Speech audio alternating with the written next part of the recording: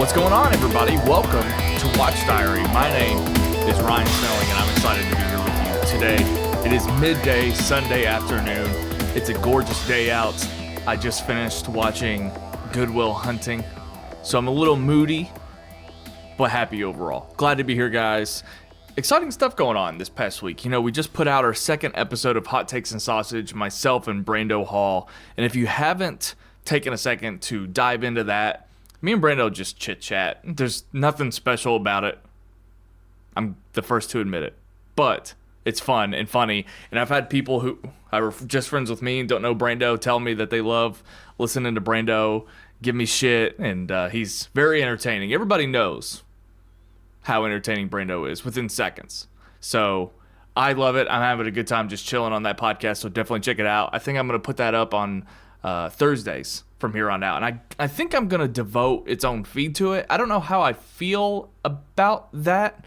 Maybe I will slowly but surely do a rollout, because I know the second that I put it on another feed, it's going to diminish the plays. But maybe I'll do both until people start filing over. I don't know. We'll see. What would Collider do? No. Thank you so much for being here again. A lot of stuff going on today. I'm going to review John Wick Chapter 4, of course, but we also have a lot of superhero movie news to discuss right off the bat here, kind of like we did last week.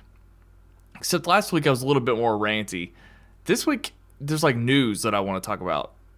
First of all, let's start with the box office of Shazam, because there's two main ideas. First of all, the severity that is Shazam! Fury of the Gods' failure at the box office it's worse than I ever could have imagined.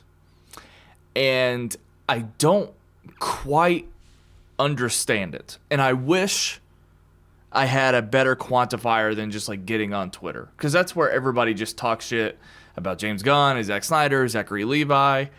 But I don't think that's the real world. I don't think that's where the common moviegoers operate.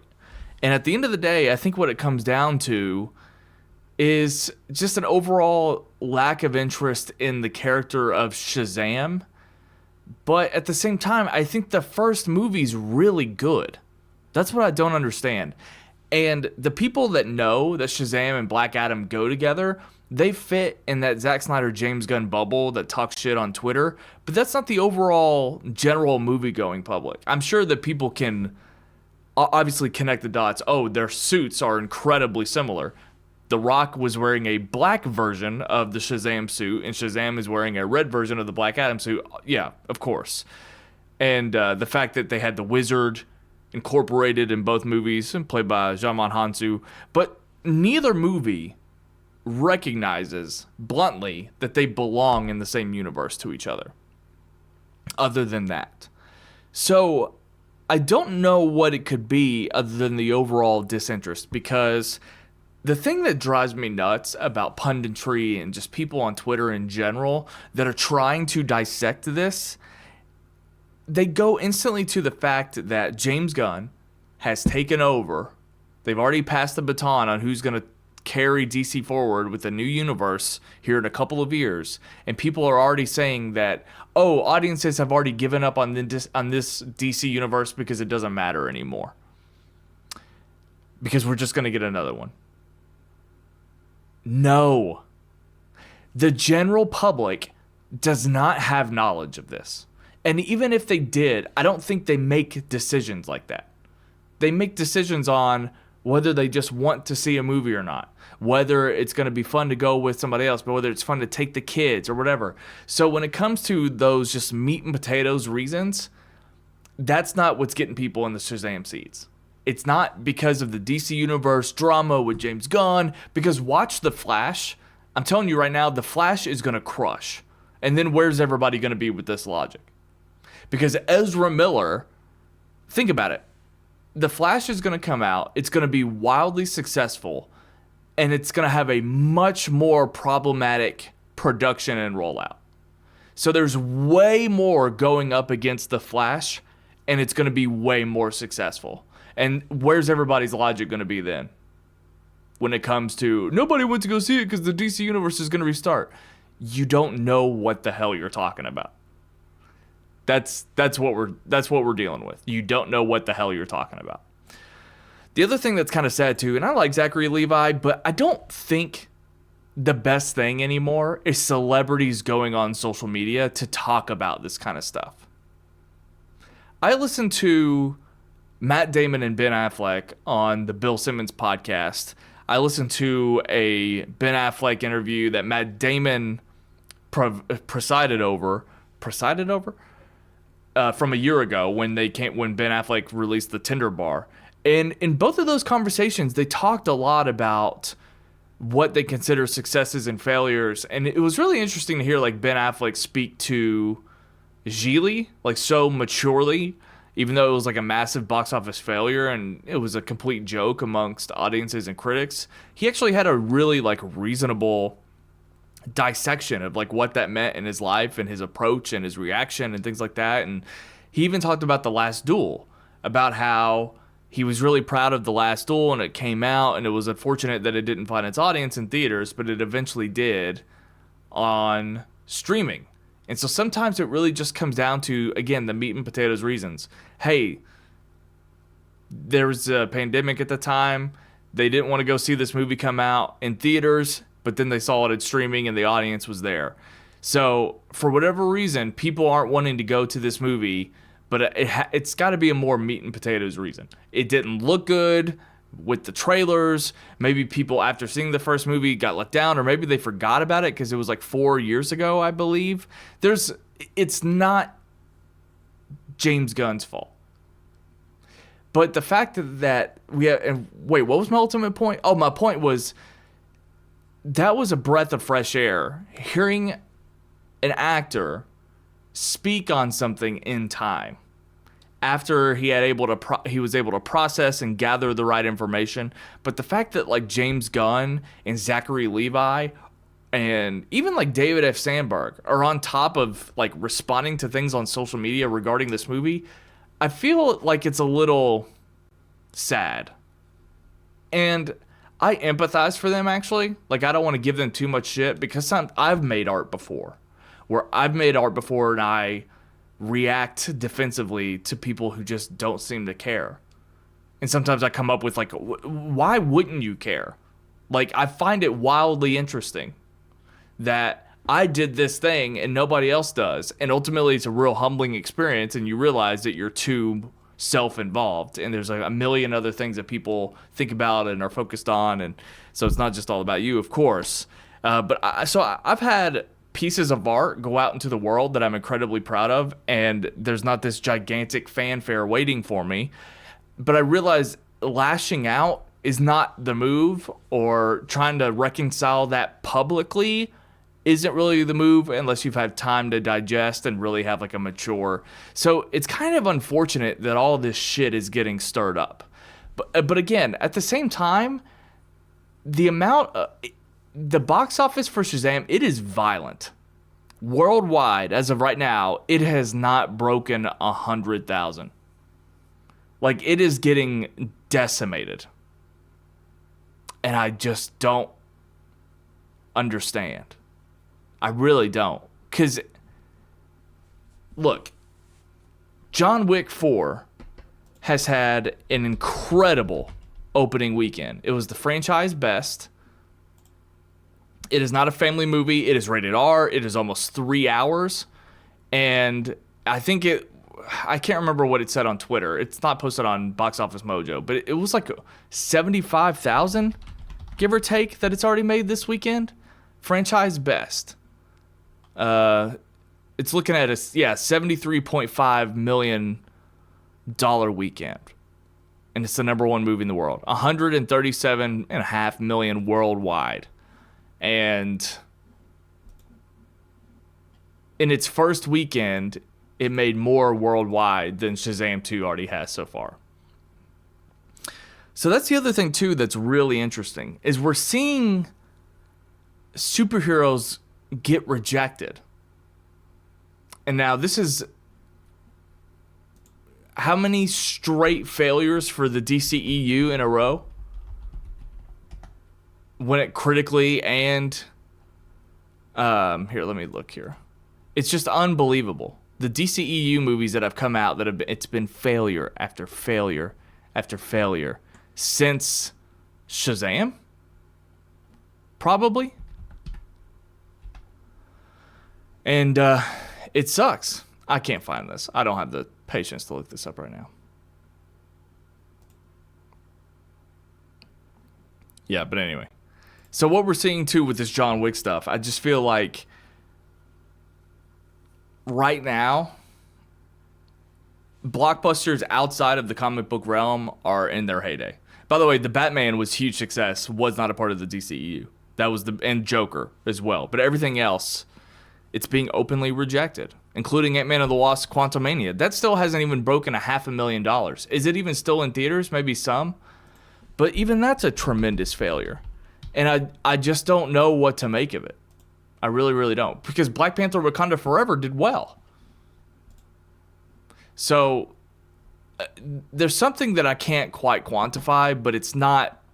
All I'm trying to say is it's not the bullshit that I see on Twitter, because it's bigger than that. And if it is just a lack of disinterest, if it is general movie-going audiences not feeling everything going on, then I accept that. It's just kind of hard to read that kind of stuff. And I don't get to talk to a lot of people anymore that see these movies.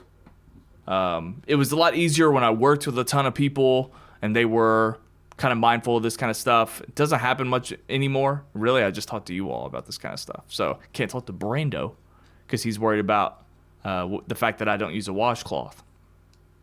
So anyway, I'm just kind of fascinated by the box office right now. John Wick 4 crushing it, but it deserves it.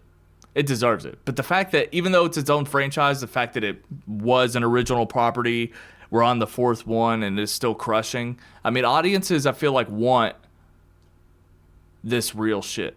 I mean, it looks beautiful. I'll talk more about it soon, but it's not so artificial and so rubbery the way that all these other superhero movies are. So it definitely deserves it. But I mean, Shazam, it is violently getting obliterated at the box office. And I feel kind of bad because I'm actually curious to see what Dungeons and Dragons does. Well, I mean, what if we exist in a world where Dungeons and Dragons just comes out and makes everybody forget about Shazam too? I mean, honestly. But from everything I'm hearing, it's a better film. Let's see what the budget is. Oh, I don't have it reported. But anyway, I have a feeling that it's going to surprisingly be up there with Shazam 2. So anyway, there's that. Let me take a minute real quick just to remind you guys, I appreciate your support so much. It's been incredible.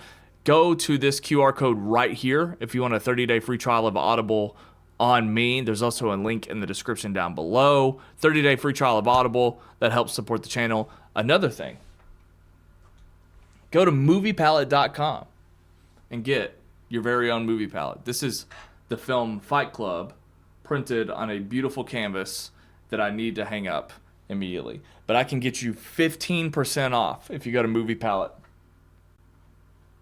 Ooh, you know what I want to look at? Let's go look at it right now, actually. So if you're watching me on YouTube, you're in luck, because I am going to look and see how awesome the John Wick movie palettes look. And I'm also, whoops, that's not what I meant to do. So, and while I do this, I'll just keep talking. I am excited because later on this afternoon, I get to shred some pork. I am slow cooking a pork butt right now, and I can smell it.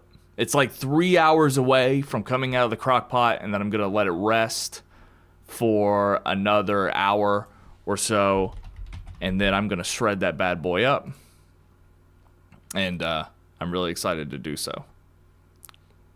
All right, let's pull this up here. Let me make sure.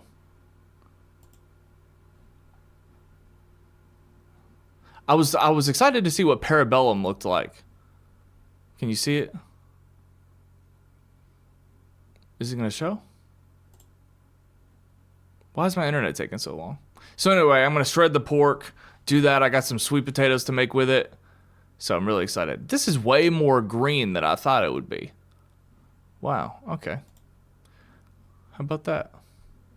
Well, it's still cool nonetheless. Go to moviepalette.com. At checkout, use the promo code REWATCH15 to get 15% off of your Movie Palette, guys.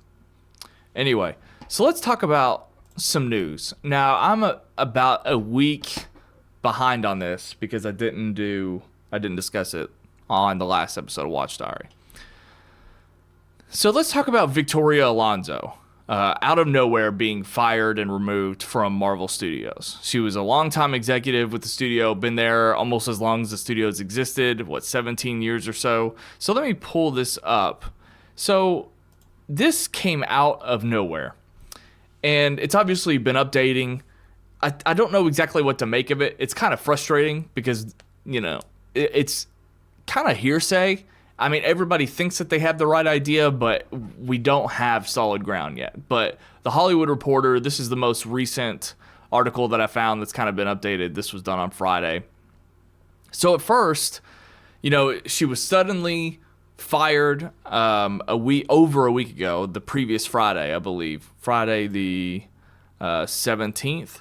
So she was suddenly fired, and instantly this became about the fact that she was the head of VFX and post-production on all of their films. So the thing that we did as fans was praise her firing. It was kind of interesting, though, that Kevin Feige didn't have a say in it. So when we read those tidbits that it was done by Disney and Kevin Feige didn't stop to interfere, or whatever the wording is, that was peculiar. Because I was like, well, if it's post-production and VFX, then it would have come from Kevin Feige, who had come to all of these conclusions, right? Well, apparently it didn't happen. So apparently Disney, this was a much bigger deal to Disney. So since the VFX kind of conversation, it's evolved into the fact that apparently Victoria broke her contract multiple times producing a film, Argentina 1985, which was nominated for Best Foreign Film at the Oscars this year, which I think I had known. I thought that I'd heard that she was producing it, but I didn't really know anything about how producers' contracts works at Disney and Marvel. So I didn't even think of this being a thing because, we talk all the time about how the Marvel actors are allowed, of course, to star in DC movies, for example. So it happens, vice versa. But I'd never really thought about the fact that a producer at Marvel couldn't produce a film for another studio. That's just a whole other thing. So sudden firing. Alonso was one of 8 producers on the Argentine historical drama, which was distributed by Amazon and competed for Best International Feature. After repeated warnings, the situation came to a head the week after the Academy Awards and ultimately led to her termination. It was a seismic shakeup at Marvel, where for years Alonso was part of the Holy Trinity with Kevin Feige and Louis D'Esposito. According to insiders, Alonso breached a 2018 agreement that included the company's standards of business conduct, which states that employees cannot work for competing studios. So I guess my question is why she's just now 5 years later being suddenly fired for that. So if maybe that was the first instance, did she receive any sort of punishment and repercussions from that? Or did they just let it go and all of a sudden decide because the movie got bigger? It's just a really weird thing for Disney to do because why should she have been able to do it in the first place? You know what I mean? But if you let her get away with it all the way to the point where the film was nominated at the Oscars, it's a really weird thing to do this now, I feel like. Especially when it's this is not press that they should want. So if you breach a contract or you do something wrong, fine. But Disney did not come out of this seeming clean. It's just a really weird thing to do. Sources say that Alonso did not ask permission to work on Argentina in 1985, nor did she give notice. But maybe, here's the other thing too. How could she do this? Like, in terms of, how did she have the time? How did she have the time to carry Argentina 1985 through if she was producing this other film? Now, the title of producer can mean a lot of things in Hollywood. You could be a financial producer. You can be a creative producer. You can just ask to be a producer because you're the brother of the screenwriter. You know, it could be anything. So I don't know in what capacity she did, which again kind of like makes me wonder, like, did she just do it to really like uplift this Argentinian film because she's Argentinian? How much involvement does she have? And how could she have done a certain amount while working on the 17 Marvel projects that came out in the last 5 years? More than that? So is it not just the breach of contract, but is it because Marvel's work suffered? Because it can't be that, right? Because how does Argentina 1985 take 5 years to produce? I don't know. So are they really just butthurt that she had her name on a movie? The idea that this is from Alonso's attorney. The idea that Victoria was fired over a handful of press interviews relating to a personal passion project about human rights and democracy that was nominated for an Oscar and which she got Disney's blessing to work on is absolutely ridiculous, so they claimed that Disney allowed her. Victoria, a gay Latina who had the courage to criticize Disney, was silenced. So this involves the, the Don't Say Gay bill, which that was Bob Chapek's shit, and that was, again, a while ago. Like, wasn't it like a year ago? Then she was terminated when she refused to do something that she believed was reprehensible. I don't know what that means. Disney and Marvel made a really poor decision that will have serious consequences. There's a lot more to this story, and Victoria will be telling it shortly in one form or another. I've been told that she has a book coming out, I think. According to sources, she was reminded of her agreement and her breach several times, but the campaigning continued. She even appeared on the Oscars arrival carpet, not as a Marvel executive associated with the studios nominated Black Panther Wakanda Forever, but rather as Argentina 1985's producer.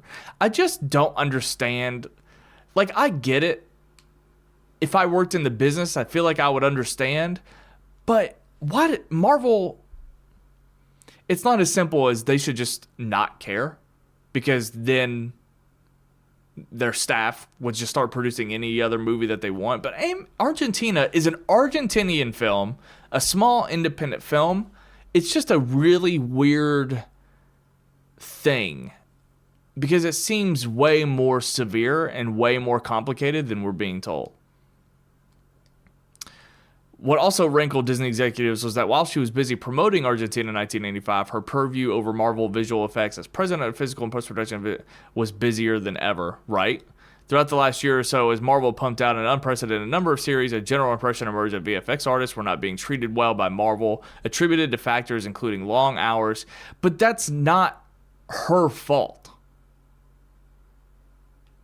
The amount of Marvel content that is in the pipeline, that is not her fault. It is Bob Chapek's, probably, or whoever Bob Chapek put in place to oversee that Disney just go nuts all over Disney Plus. Is part of it Kevin Feige's fault? I mean, but also Kevin Feige probably just had to, respond with, hey, make as much Disney content as possible, Disney Plus content as possible for Bob Chapek. So maybe Kevin Feige could only do so much too. But the VFX thing, that's been a thing that's been going on for a long time. The outcry from VFX artists, it's been going on for a while now. But I had no idea until this happened that she was responsible for that aspect, though. So that does kind of align. Alonso's firing shocked the town because of its sudden nature and because the reasons for it were unknown. Some speculated that Alonso was being silenced. That was in March 2022. As long as I am at Marvel Studios, I will fight for representation. Alonso, who is gay, said at the time, recounting how both within about 45 minutes on the topic. Added the exec to the crowd, so I ask you again, Mr. Chapek, please respect, if we're selling family, take a stand against all of these crazy outdated laws. I just don't think that's it.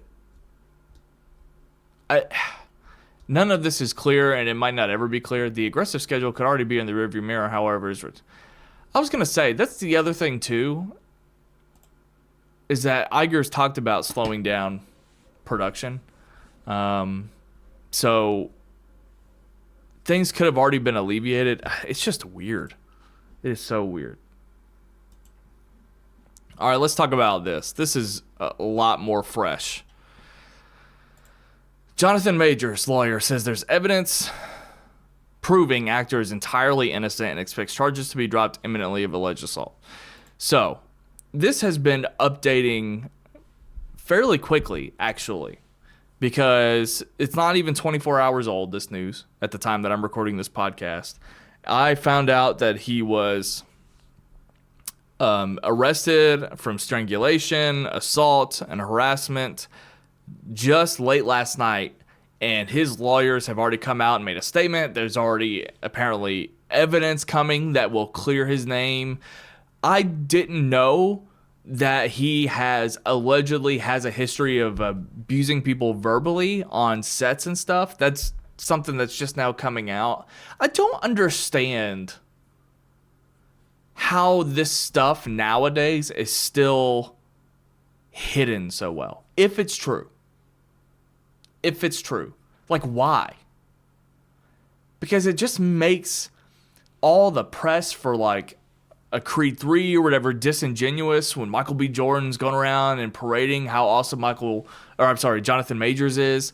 I just don't know how this stuff, like, what would happen if Michael B. Jordan distanced himself from Jonathan Majors?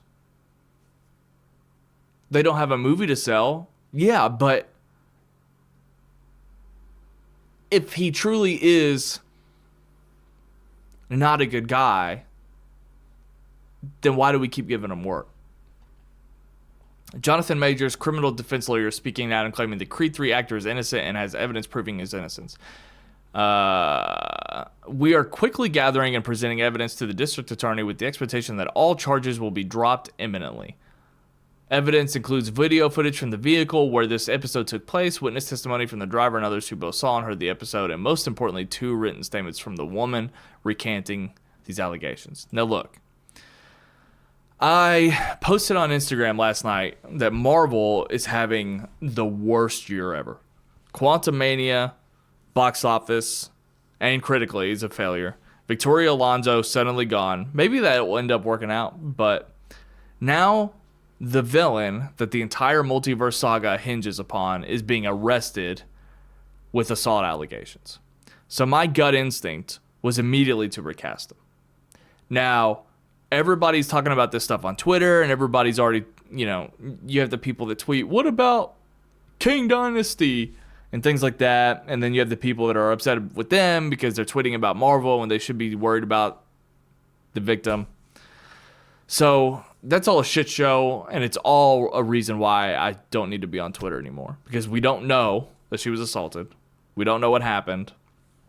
But also, it is kind of dumb to just assume that we can't just recast a Marvel movie, because we can. Get Yahya Abdul-Mateen II to play Kang. There you go. I just fixed it for you. So, but the reason why I immediately made the joke to recast, not because I'm worried about the Marvel movie, but it's because this is just terrible PR. Like, why would Marvel want anything to do with this, whether it was true or not?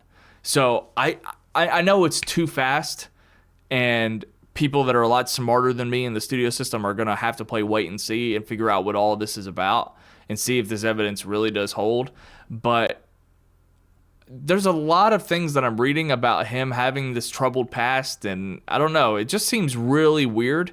Here's the other thing that I don't get, and this is just like, I'm kind of being silly when I talk about this, but every article I read, it says that, like, the woman who is allegedly his girlfriend, I don't know why in the age of Twitter we can't just know if it's his girlfriend or not within minutes. Like, within minutes. Why is it so hard to find out if this was his girlfriend and how long they've dated? It's really, really weird that the stuff that gets left out nowadays, it's so odd. So it has to be, I just don't understand. So anyway, we'll see what happens here. It's really disappointing in the sense that, like, Jonathan Majors was on the up and up. I mean, this was going to be his year. 2023 was going to be his year. And if this ends up being the thing that some people think it is. I mean, I cannot imagine a harder fall from grace. This reminds me of the gentleman who directed that movie. What was it called? I remember Nate Parker was his name. Nate Parker directed this movie that was coming out, Birth of a Nation, in 2016, and he was supposed to have like this huge year, and then right before it came out, he got Me Too'd, I think, and we've never heard from him again. Let me see what Nate Parker has done. The thing that I thought was weird, nobody... Yeah. Birth of a Nation, he was in something called American Skin, and he hasn't done anything since. I remember it was... Never mind. I'm not going to talk about that. So I just remember somebody freaking out about how awesome this guy is, and he was going to come on the up and up, and that was probably why I thought it was so big, but he ended up just being a fart in the wind. But that's what it reminds me of, except Jonathan Majors was on a much higher platform than Nate Parker was. So anyway, I mean, it's unfortunate if this is true, but just recast them. I mean, at this point, be thankful that you've taught us not to care about the multiverse saga, because you can just straight up replace the guy that you've been trying to sell us on. The Jonathan Majors Kang got eaten by ants, and now we're going to recast him with another actor. Get Joven Adepo. He's not in the Marvel Cinematic Universe. That dude's sick. But anyway. So there's that. Let's talk about John Wick Chapter 4, shall we? I realize that my reviews and everything they're a lot snappier and a lot quicker. And I like that. I don't feel like I have to dive too deep. Then again, it is nice having somebody else on the podcast to talk about this stuff. But right now, John Wick Chapter 4 is a 95% tomato meter and audience score. And that is just incredible, insane. The fact that this is the fourth entry in a franchise. And I'll be honest, look, I like the John Wick movies. The first theatrical experience I had was John Wick Chapter 3, which was like, 4 or 5 years ago? It was several years ago. It was pre-pandemic. It was before I moved to Arizona. And it was a great theater experience. The audience was super into it, and it was a blast. And it really heightened my anticipation for this film, because it was just I wanted to replicate it again. No, it wasn't exactly the same, but it was a great theatrical experience as well with John Wick Chapter 4. But I'm going to be honest here. If they don't make another John Wick movie, I'll be fine. Because at the end of the day, it runs the risk. Maybe it already has, but if we do it again, it runs the risk of really just being redundant. So what John Wick has done very, very well is start from this straight to DVD type story and plot, revenge plot, all the way to this epic, grand scaled action phenomenon. And it deserves a ton of credit for that. And all the kudos to Chad Stahelski, who gets better and better and better with every single film that he directs. He has only directed John Wick films. Now, his partner, David Leitch, who played a role in the first John Wick, he has a much more, what do I want to say? A much more diverse, maybe his style is not that diverse, but much more diverse filmmaking portfolio. Directed Atomic Blonde, Deadpool 2, Bullet Train, Hobbs and Shaw, and his movies are puke. David Leitch, his movies are puke. Chad Stahelski, his films are beautiful, and he continues the up to ante, and I like it because he is just, I think, in my opinion, building up his arsenal to become an absolute force. Now, he didn't, and you know, maybe it's not the most exciting thing to only continue to make the same movie franchise or the same franchise over and over and over again, but I think he's really becoming better and better, and more than ever, he is ready to go on another franchise. I think he did a pretty good job trying to figure out how to direct movies within one franchise before he diversified into something else. And is that the most exciting thing? No, I like when directors take risks. But when the other example is David Leitch, who of course I'm going to compare him to David Leitch. Stahelski is by far the better director. Whether he's only stayed in his pocket or not, easily the better director. He's got a much better eye for stunt work and cinematography. Everything looks incredible. The CGI is seamless. David Leitch movies are puke. All of them, including Deadpool 2. I'm not a fan of that film. So, shout out to everything that Stahelski and the stunt team and Reeves and the cinematographer, everybody that works on these films, they continue to get better and better and better, and that has to be acknowledged. But when you keep running into a boss that represents the high table and you're doing all the gun fu, you're going to get to the point where if the next entry doesn't up the ante, you can only up the ante and improve upon yourself so many times. Look at Marvel. So I think John Wick Chapter 4 is a perfect time to end this franchise. Perfect time. Now, money changes everything because this is going to be the most successful one. So we'll see. Keanu Reeves isn't getting any older, so maybe they will feel some pressure to strike while the iron's hot, but I really, really hope they show discipline and don't make another one. It's fine here because it's perfect. It's a perfect note to end on. With that said, go see this movie in theaters. Everything is better about it. The sequencing, the stunts, the choreography, there's a lot of memorable scenes.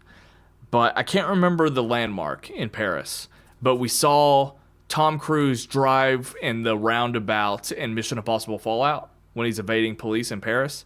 They go to that same locale again, and they do a much better choreographed action sequence. Honestly, John Wick, it's definitely the best looking action franchise ever, but it's getting absurd how crunchy and effective their stunt scenes are. It's so impactful and so fun. And I loved all of the character work. You know, in John Wick Chapter 3, I didn't like all of the characters, and I'm not always interested in, I'm not going to lie, I don't really care that much about what Lawrence Fishburne is doing in the Bowery and shit like that. And the one character, I can't think of her name, she was, kind of annoyed me watching her in the last movie. But this movie I thought was pitch perfect. It had the right amount of everything, and the action, again, was incredible and just beautiful. So, it's my favorite movie of the year, easily. So, that's really all that I had to say about it without any kind of spoilers or anything. Let's see if I can pull this up. Wait, what was I looking at? What did I go to pull up? I can't remember.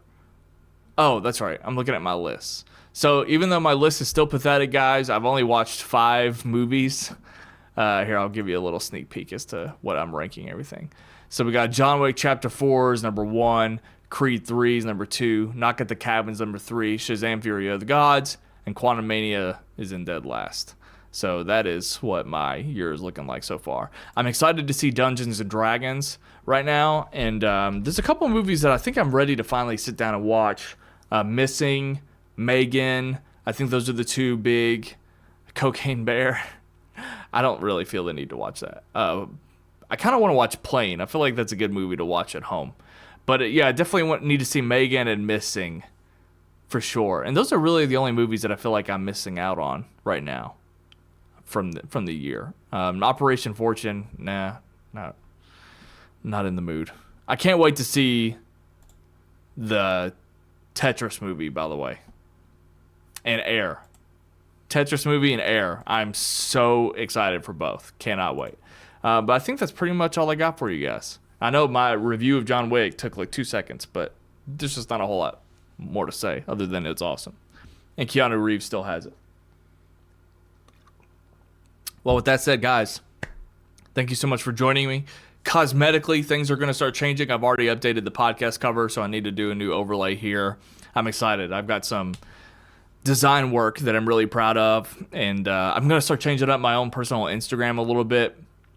I want to shout out this Instagram account that I've been following for a while now, and I just think he's really inspiring. This guy, the Film Pope, at the Film Pope.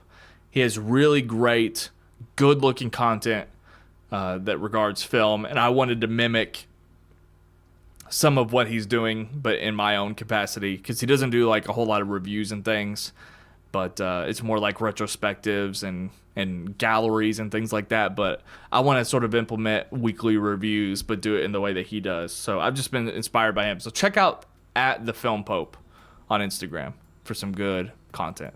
But anyway, guys, that's all that I've got for you today. Thank you so much for joining me yet again. Be on the lookout. I'm sure Brando and I will be recording another episode of Hot Takes and Sausage this coming Thursday if we do it. And I love you and I appreciate you. Have a good week.